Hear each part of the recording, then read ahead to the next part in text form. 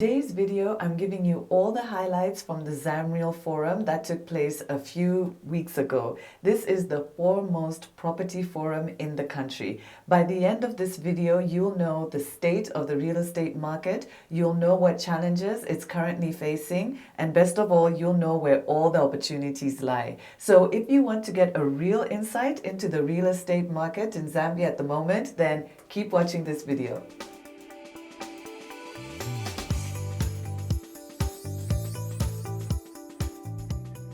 If we haven't met, my name is Natasha Chumia. I'm the CEO of Diaspora Connect, and on this channel I like to give you information and inspiration so you in the diaspora can buy property back home in a safe and reliable way.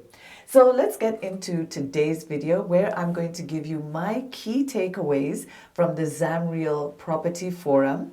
And I want to split this video in three parts. So in the first part, I'm going to be talking about the state of the real estate market, and I'm going to be looking at various aspects of the real estate market, so various sectors of it. In the second part of the video, I want to talk about the challenges that are still persisting, those challenges that are still dogging the market and preventing it from growing. And in the third part of the video, I'm going to talk about where the opportunities lie. So this is obviously the juicy part of the video, so make sure that you watch until the end to get these insights. Zamreal is a property forum that takes place once a year, and this is the forum that brings leaders from the country and from the region to talk about real estate matters in Zambia. This is the place where you want to be if you really want to network and understand what's going on in the real estate sector. So for all of you who are sitting on big pieces of land, don't send me an email asking me to look for investors for you. Make sure that you actually come to Zamreal and do the networking and the introductions yourself, because it's so worth it. This is an in-person event. It doesn't really take place online, but I was there and I took all the notes so that I could share them with you. I want to kick off this part by talking about the state of the real estate sector. And let's start with retail. Retail was one of those sectors that was really hard hit by the COVID pandemic, and we saw a lot of vacancies as tenants started moving out of retail spaces. But now it's good to see that those vacancies are starting to come down. People are moving back to the malls, tenants are moving back to the malls, and they're starting to see a lot more foot traffic. I think one of the positive things that came out is that landlords and tenants are really working well together, more collaboratively than they have in the past, to address issues of vacancy and foot traffic. Another interesting takeaway that I got was that landlords and tenants are now agreeing on a hybrid structure of how they can pay rentals. So some rentals in kwacha and some rentals in dollars. Now you may be wondering why Zambian tenants in a Zambian mall would even be paying dollars. And I'll say more about that later on in this video. But the important thing is that collaboration and looking at a hybrid rental solution, which shows some kind of innovation in the retail sector. So I think that's really quite positive. Another thing that we're seeing is that the tenant mix in these retail areas and spaces is really diversifying. So we're seeing a lot more medical facilities, recreational and lifestyle facilities such as gyms coming up in these spaces. So that's always good for the consumer, for the user. And that's a positive trend that we're seeing. In the past, we used to see a lot of South African retail brands in these retail spaces. But now what we're seeing is a lot more Zambian brands, and I think that's brilliant for Zambian small businesses. Let's come to office supply. So if you've been to Lusaka recently or lately in the last, I would say 2 or 3 years, you may have noticed that there is an oversupply of A-grade office space. Though there is a lot of really good office space, but unfortunately a lot of it is empty. So what we're seeing is that occupancy rates are starting to go up, which is a positive trend. And also because of the pandemic, we're seeing that serviced office space is now becoming more and more popular as businesses reduce on renting big spaces. So they're looking for spaces where people can actually come and hot desk or share workspace in order to reduce their rental costs. So office space and retail are obviously commercial, and now we come to our speciality, which is residential. So in the residential market, what we're seeing is self-build is still dominant. And what this means is that where people buy plots and they build a home on it over time is still very, very popular. And I'll say more about why this is so popular later on in this video. And it also explains why we sell so many plots. But just suffice to know that this is still an area which is extremely popular in the residential real estate market. Lusaka continues to grow out and not out. So what that means is that developers and residents alike are not really interested in high-rise buildings, unlike some other capital cities in Africa. So what we see in Zambia is that Lusaka keeps growing and growing into the outskirts. So what this should tell you is that the value really lies in these areas which are more on the outskirts, because that's where more and more people are going to be going. When it comes to infrastructure and logistics, the investment into the road network continues to drive value in the real estate market. This is really the gateway that opens up opportunities beyond Lusaka, and this is what we're continuing to see. In terms of infrastructure, there are also a number of power projects that have been commissioned or have come online, and the anticipation is that within 5 years we should not have the extreme power deficits that we've been seeing in the last few years. So the road network continues to improve, and also power and the capacity to provide that power continues to improve.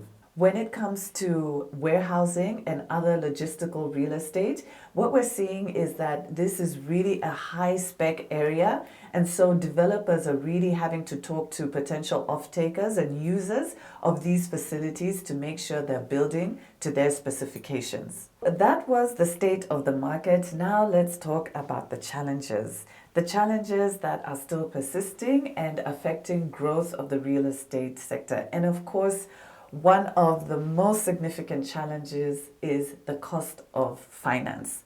Because our interest rates are still high, the interest rates to borrow in Kwacha are still very high, this impedes development and growth in the real estate sector to do large-scale projects, to do housing projects, to do a number of real estate projects, because it is still expensive to borrow in Kwacha.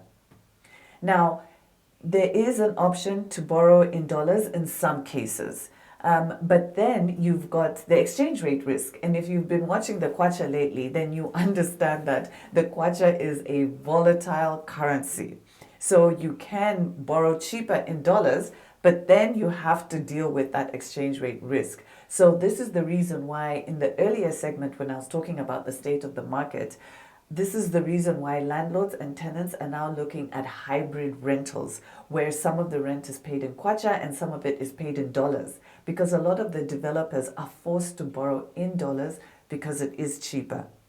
And it's also another reason why the self-build residential market is popular, because the cost of borrowing to buy a full house is still beyond the means of many Zambians. So that's why people would prefer to buy a plot and build in their own time. The high cost of borrowing is also another reason why mortgage penetration remains really low in Zambia.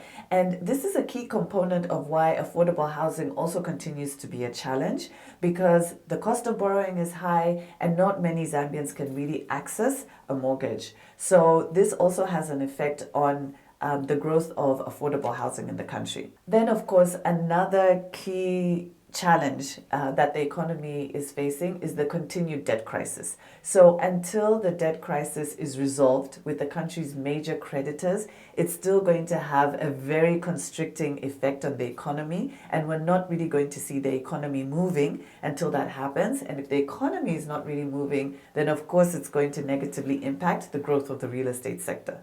Let's come to the opportunities. Where are the opportunities in the real estate sector? And this is the part, of course, that is most exciting to me, and the part that I was really listening out for when I attended Zamreal. Okay, so one area that's looking really exciting right now is medical real estate. There are a number of hospitals that have been built around the country, and there's still a massive opportunity to build real estate that's feeding into this new health infrastructure. And this can be housing for medical personnel, it can be laboratories, and even shared medical space for different medical practitioners. Another area which has great opportunity, one that I'm personally interested in, is student accommodation. Zambia's demographics show that we're still a very young population. See, I even said we, I'm even putting myself there, even though I'm not a youth, but we have a very young population which is just growing. So there are so many real and exciting opportunities when it comes to student accommodation. The other areas for growth and where opportunities lie are in niche tourism. So looking at those areas which go beyond the big hotels and the resorts, there's still many tourists that want to have that bespoke and niche experience when they come to Zambia. If you watched the video that I did on the budget, on the national budget, then you'll remember that I said government has waived visas for many countries.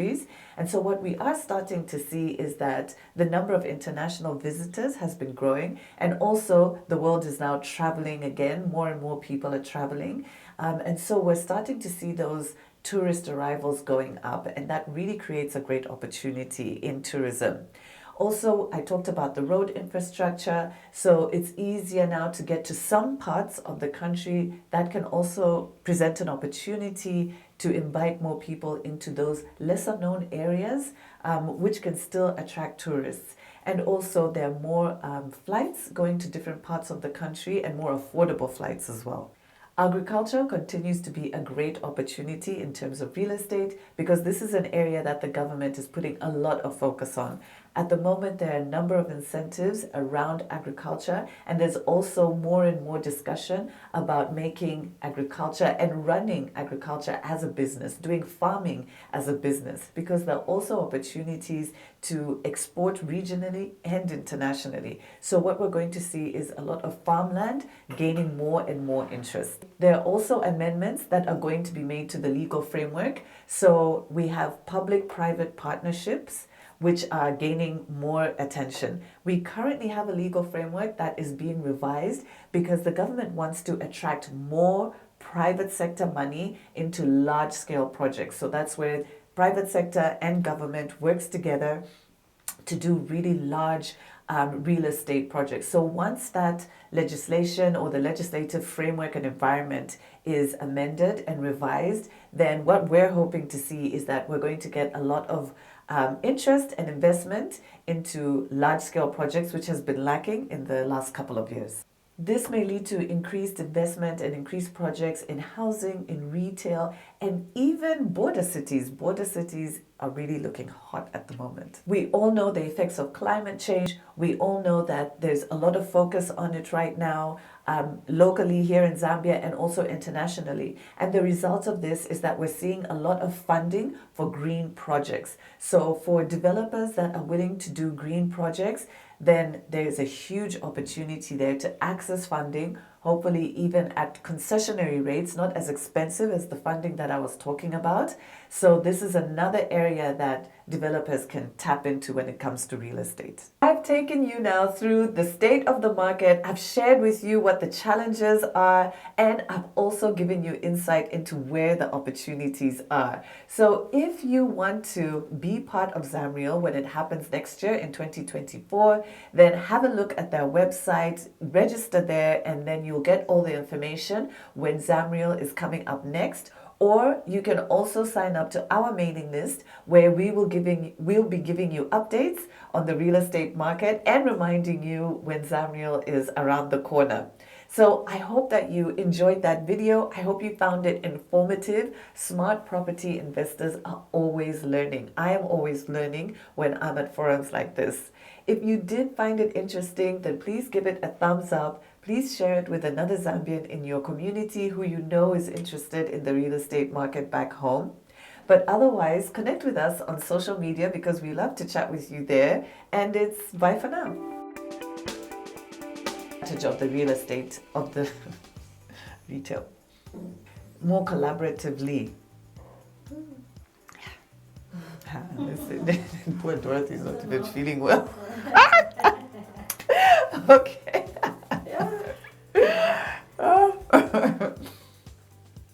Habitated, what is the word? Okay. The other trend that we're beginning to